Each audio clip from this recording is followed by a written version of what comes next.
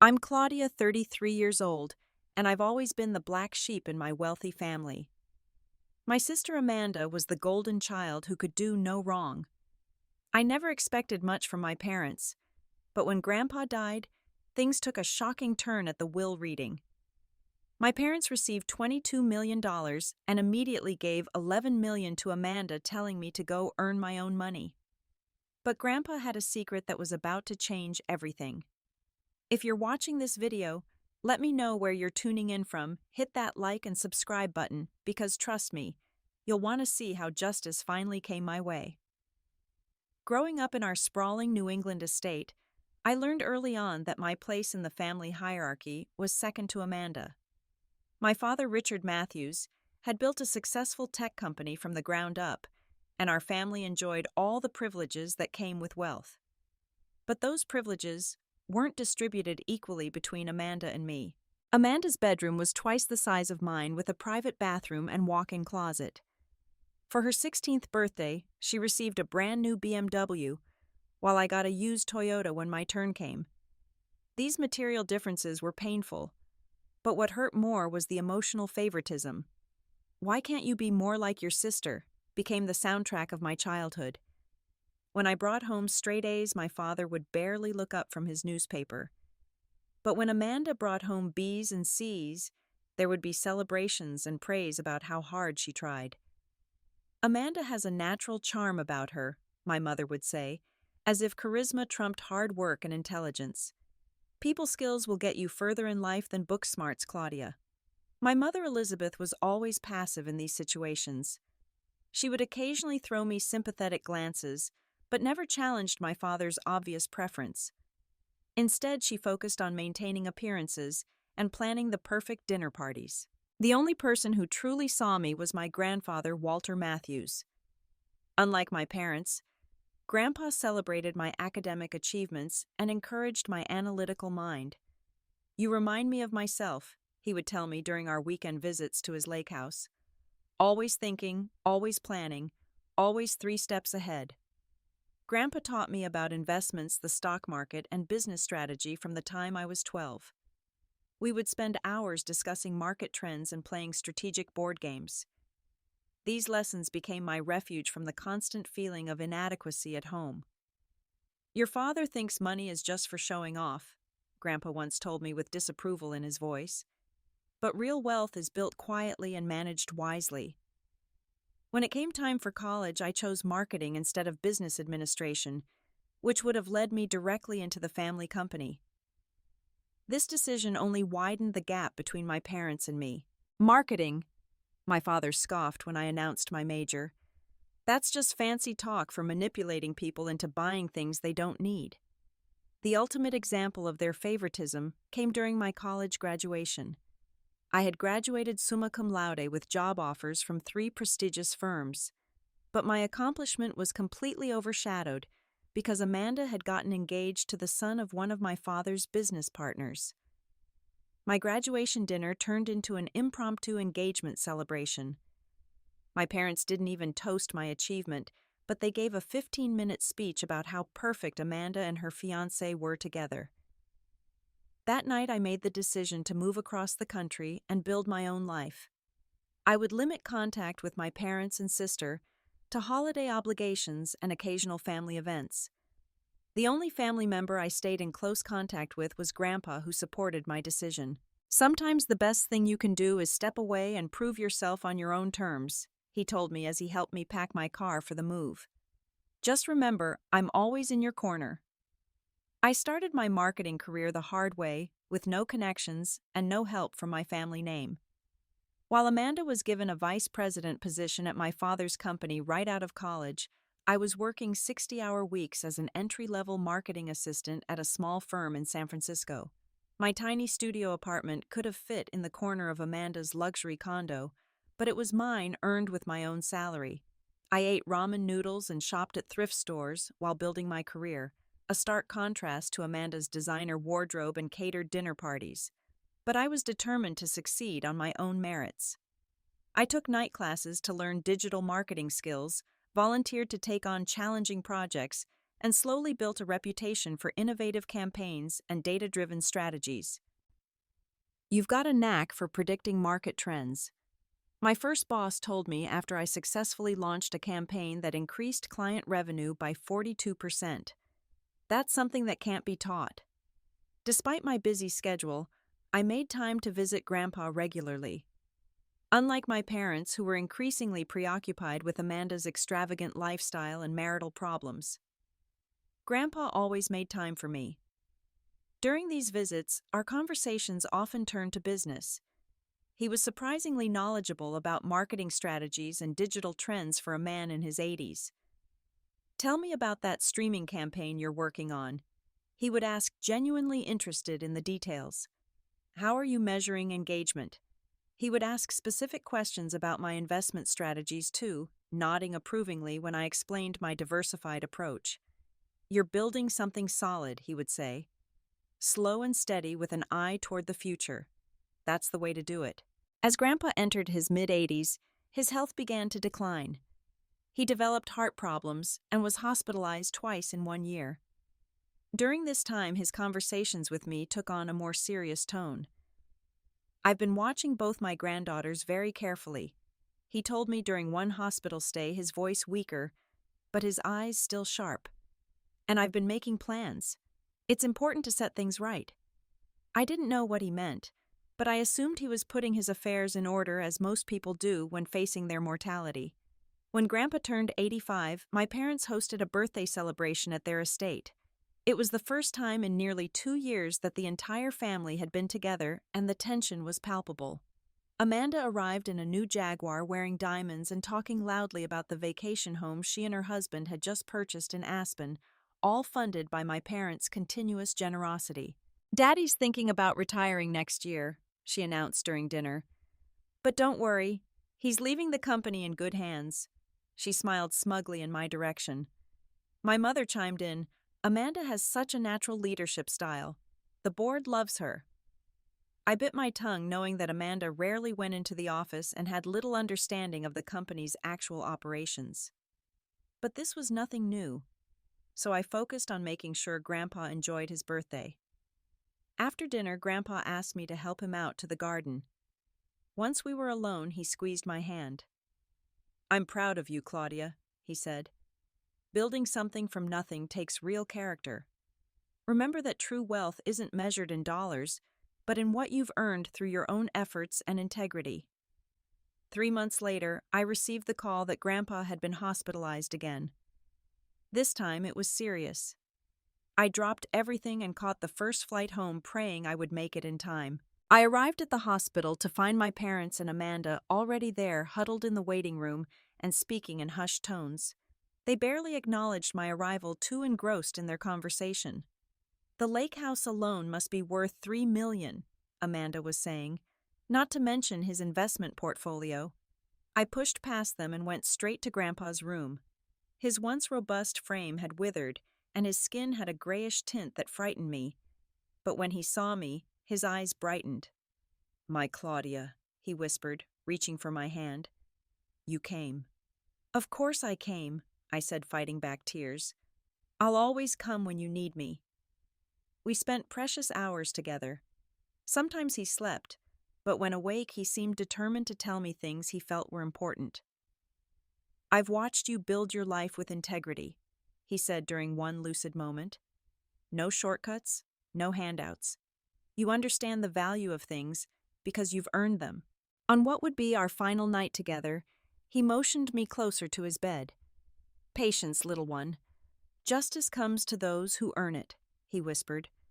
"Everything I've done has been for a reason." Grandpa passed away peacefully in his sleep that night, with me holding his hand.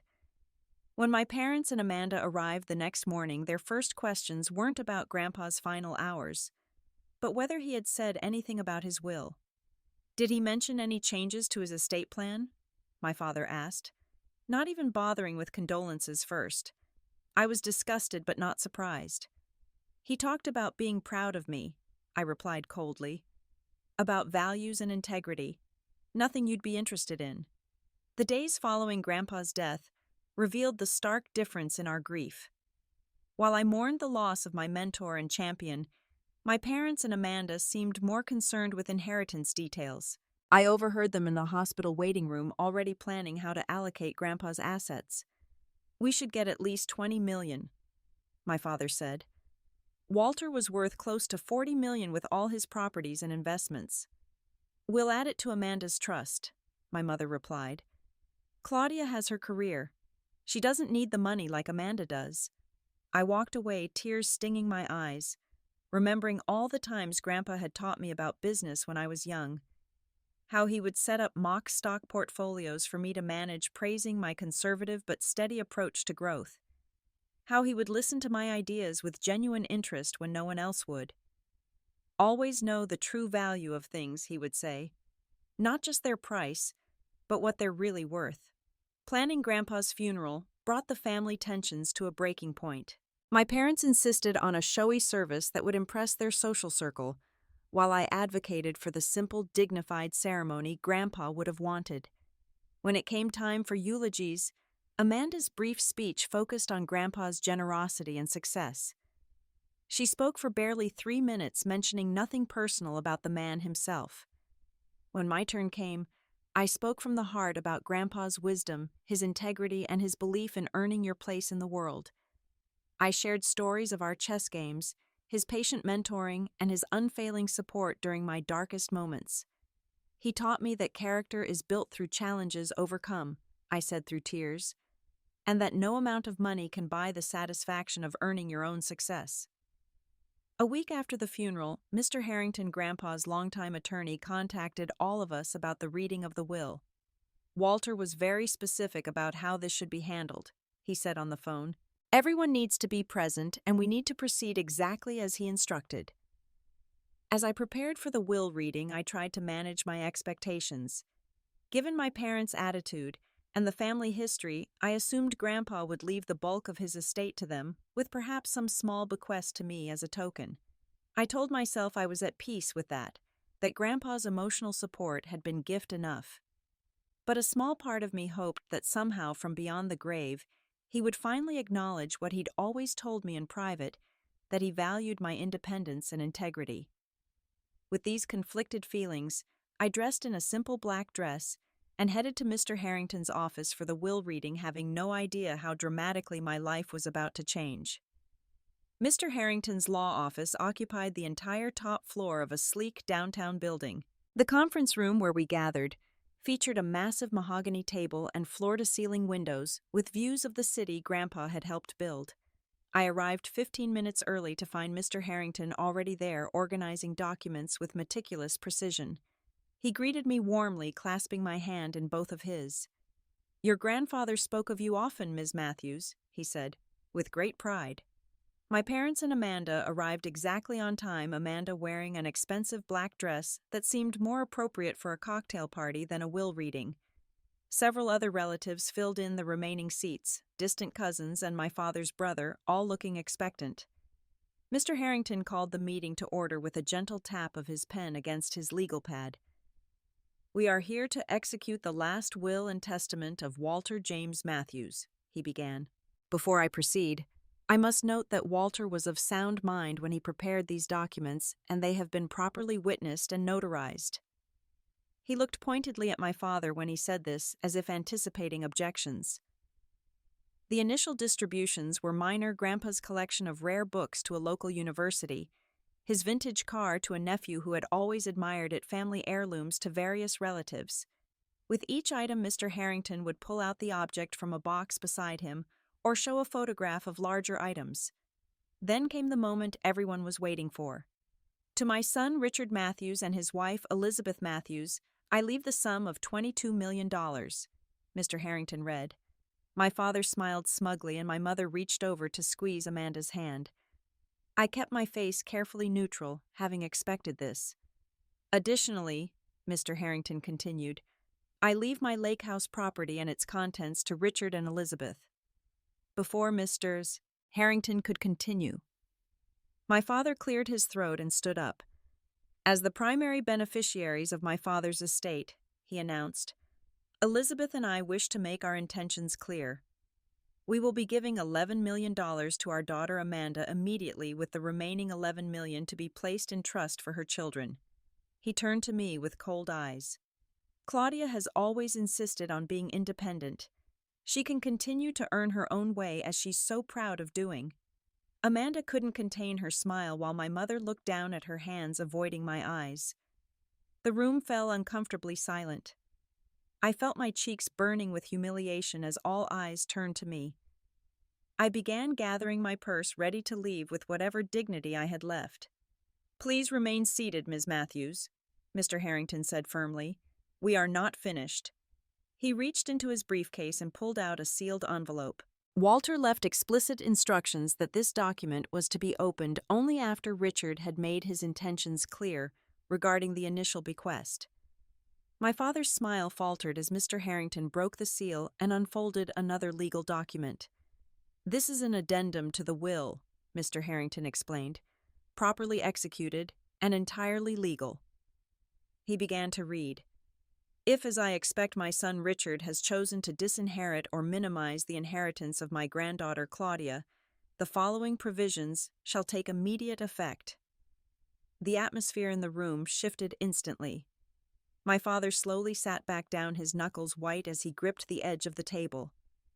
"Let it be known," Mr. Harrington continued, "that the assets distributed thus far represent only a small portion of my estate. The majority of my wealth has been held in a separate business entity, Matthews Venture Holdings, which I established 30 years ago, independent of the family company." Mr. Harrington clicked a remote, and a screen descended from the ceiling. A presentation appeared showing a vast corporate structure with dozens of subsidiaries and investments. "Matthews Venture Holdings has assets totaling approximately $300 million, Mr. Harrington announced to audible gasps. "These include technological patents, commercial real estate holdings, and venture capital investments in emerging technologies." I stared at the screen in shock, recognizing some of the companies listed as ones Grandpa and I had discussed during our conversations. Suddenly, all those detailed questions he'd asked about my marketing campaigns and investment strategies made sense. "To my granddaughter, Claudia Matthews, I leave 100% of the voting shares of Matthews Venture Holdings effective immediately." The room erupted in chaos. Amanda burst into tears while my father leapt to his feet. "This is preposterous," he shouted. "My father would never do this, Mr. Harrington calmly held up a hand. "There's more, Mr. Matthews." He clicked to the next slide, which showed a corporate ownership structure. At the top was Matthews Venture Holdings, and beneath it, holding 60% ownership, was my father's company, Matthews Tech. "As you can see," Mr. Harrington explained, "Matthews Venture Holdings has been the majority shareholder in Matthews Tech for the past 15 years. Your father purchased these shares gradually through shell companies to avoid disclosure." My father collapsed into his chair, his face ashen. "That's not possible," he whispered. "I assure you it is," Mr. Harrington replied. "Furthermore, Walter left this letter for Claudia." He handed me an envelope with my name written in Grandpa's familiar handwriting. With trembling hands, I opened it and began to read. "My dearest Claudia," it began, "if you're reading this, then my predictions about your father and sister have proven correct. I've watched you grow into an extraordinary businesswoman with integrity and vision qualities sorely lacking in the rest of the family. For years, I've been secretly implementing your marketing strategies and investment ideas in my companies, proving your business acumen. You've earned this inheritance through your own merit, and now it's time for you to take your rightful place. The empire is yours, not because you're my granddaughter, but because you're the most qualified person to run it."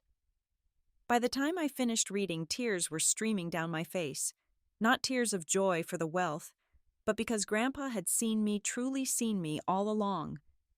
My father's face had turned from ashen to crimson. "This is a sick joke," he spat. "Walter would never do this to his own son." Mr. Harrington was unperturbed. "I assure you, Mr. Matthews, your father was perfectly serious and perfectly sane when he made these arrangements." He turned to me. "Ms. Matthews, there are several stipulations to your inheritance. You must take an active role in managing the companies. You cannot simply sell the shares and walk away. Walter believed you have the vision to take these companies to even greater heights. Amanda was now openly sobbing, mascara streaking down her face. This isn't fair. Claudia abandoned the family. She turned her back on all of us. My mother finally spoke. There must be some mistake. Walter would never leave Richard's company in Claudia's hands. Not a mistake, Mr. Harrington replied. A deliberate choice based on years of observation. He clicked to a new slide showing graphs and projections. For the past 5 years, Walter has been conducting what he called the granddaughter test. He implemented business suggestions from both Amanda and Claudia without revealing which ideas came from whom. The graphs showed clear patterns. Projects based on my ideas showed steady growth and profitability, while those based on Amanda's suggestions showed losses or minimal returns. The evidence speaks for itself, Mr. Harrington said. Walter was a businessman to the core. He made this decision based on merit, not emotion. My father stood abruptly, pulling my mother up with him. We'll contest this. Walter was clearly not in his right mind. Mr. Harrington smiled thinly. You're welcome to try, but Walter anticipated that response. He pulled out another document. This is a psychiatric evaluation performed 3 months ago certifying Walter's mental competence. Additionally, he recorded video testimony explaining his decisions with 3 separate doctors present to verify his capacity. My father's face contorted with rage. This meeting is over. Come, Elizabeth, Amanda. They stormed out, Amanda pausing only to shoot me a venomous glare. You planned this all along, she hissed. You manipulated an old man to steal our birthright. After they left, Mr. Harrington spent 2 hours explaining the details of my inheritance. Matthews Venture Holdings had interests in everything from biotech to sustainable energy with offices in 12 countries. I was now one of the wealthiest women in the country and effectively my father's boss. As I drove to my parents' house later that evening, my mind was reeling. I hadn't asked for this responsibility, but Grandpa believed in me. I wouldn't let him down. My parents and Amanda were waiting in the living room when I arrived, clearly having planned their attack. You've been plotting this for years, my father accused as soon as I walked in. Manipulating my father against his own family. That's not true, I said calmly. I had no idea about any of this. Liar, Amanda screamed. You always were jealous of me, of everything I had. My mother was more controlled but equally cold. After everything we've given you, this is how you repay us, by stealing your father's company. I took a deep breath. I didn't steal anything. Grandpa made his choice based on business merit. And let's be honest about what you've given me compared to Amanda. I turned to my sister. You've had everything handed to you your entire life. A position you didn't earn money, you didn't work for praise you didn't deserve. Amanda lunged at me, but my father held her back. I'm willing to discuss a compromise, I offered. I have no desire to run you out of the company, Dad. We could work together, make it even stronger. My father laughed bitterly. Work with you, take orders from my own daughter, never. Then you leave me no choice, I said, my voice stronger than I felt. Starting tomorrow, there will be an audit of all company operations and finances. I need to understand exactly what I've inherited. You wouldn't dare, my father roared. I would, and I will, I replied. This isn't personal. It's business as Grandpa taught me. If you do this, my mother said quietly, you are no longer our daughter. Do you understand? You will be dead to us. I looked at the 3 angry faces before me, people who had made me feel small and unworthy my entire life. In that moment, I found a strength I didn't know I possessed. You never really owned me to begin with, I said, turning to leave. And now I own the company. As I walked out the door, I heard my father yell that I would regret this, that I couldn't possibly run the business without him. But for the first time in my life, I didn't believe his threats. I had earned this moment just as Grandpa said I would. 1 year later, I stood in my office atop the Matthews Venture Holdings headquarters, looking out over the city. So much had changed in 12 months, both in business and in my personal life. After that confrontational evening with my family, I had immersed myself in learning every aspect of Grandpa's business empire. I discovered that while some divisions were thriving, others had been neglected or mismanaged, especially those under my father's direct control. My first major decision was to implement an employee profit-sharing program across all companies, something Grandpa had considered, but never executed. The result was increased productivity and dramatically improved morale.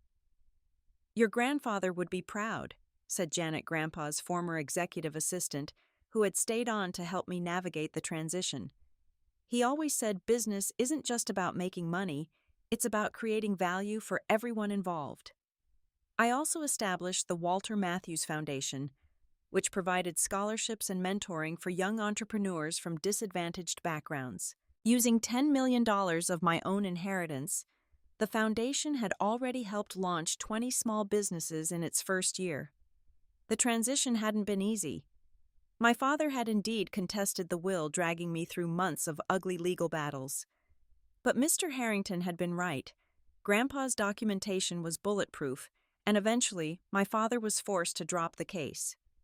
Amanda had gone through her $11 million in just 8 months, investing in a series of failed ventures and extravagant purchases.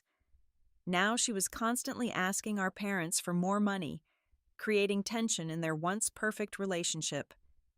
My parents had made several attempts to reconcile, but always on their terms. "Your father is willing to advise you on running the company," my mother had said during one awkward lunch meeting. "For a suitable compensation package, of course." I had declined politely but firmly. "The company is doing well under the current management, but thank you for the offer." This was an understatement. Matthews Venture Holdings had increased its overall value by 22% in the first year under my leadership. The business press had taken notice, and I had recently been featured on the cover of Business Week as the heiress who earned it. The personal growth had been even more significant than the professional. Weekly therapy sessions had helped me process the lifetime of emotional neglect and begin healing those old wounds.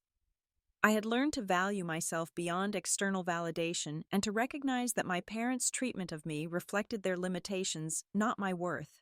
I had also built genuine relationships with the executive team, many of whom had secretly chafed under my father's authoritarian management style. Together, we were creating a corporate culture based on merit, innovation, and mutual respect. One of the most unexpected discoveries came 2 months after I took over. While sorting through Grandpa's personal effects, I found a journal he had kept for decades. In it, he documented his observations of both his granddaughters, noting with pride every achievement and milestone in my career. "Claudia launched her first independent marketing campaign today," one entry read. "The strategy shows remarkable insight for someone so young. Implemented similar approach for MVH's healthcare division based on her model. Initial results promising." The journal revealed that Grandpa had been far more involved in my life than I had realized, watching from a distance, testing my ideas in his businesses, and preparing for the day when he would entrust his legacy to me. The most poignant entry came from just weeks before his death. "Observed Claudia's presentation to her client yesterday. Her grace under pressure, strategic thinking, and ability to build consensus would make her an exceptional leader for MVH. Richard has never shown these qualities, always relying on intimidation rather than inspiration. My decision is made. Claudia has earned this not by birth, but by merit." Reading his words brought me both joy and a bittersweet sadness that he wasn't here to see what I had accomplished with his gift. As for my parents and sister, we remained estranged, though I had left the door open for reconciliation if they could accept the new reality. My father had taken early retirement, unable to accept working in the company now that I controlled it. Amanda had recently reached out not to make amends, but to ask for a job. I had offered her an entry-level position with the opportunity to work her way up based on performance. She had declined, insulted by the offer. What I had come to realize was that true family isn't always about blood.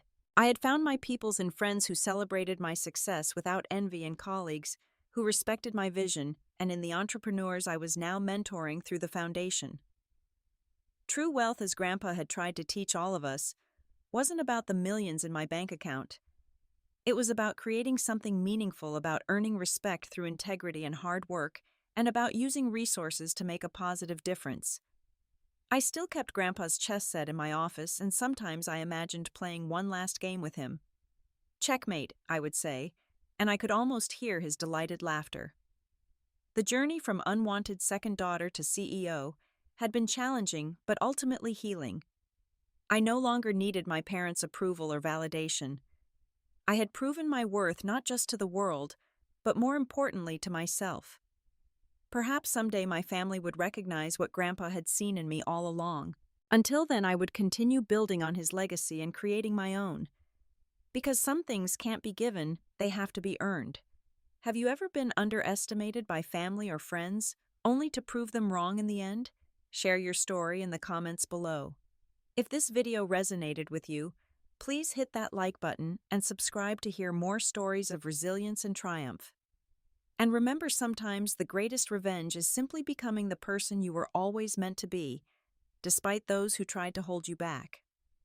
Thank you for listening to my story, and may you find the strength to write your own success story, regardless of who believes in you.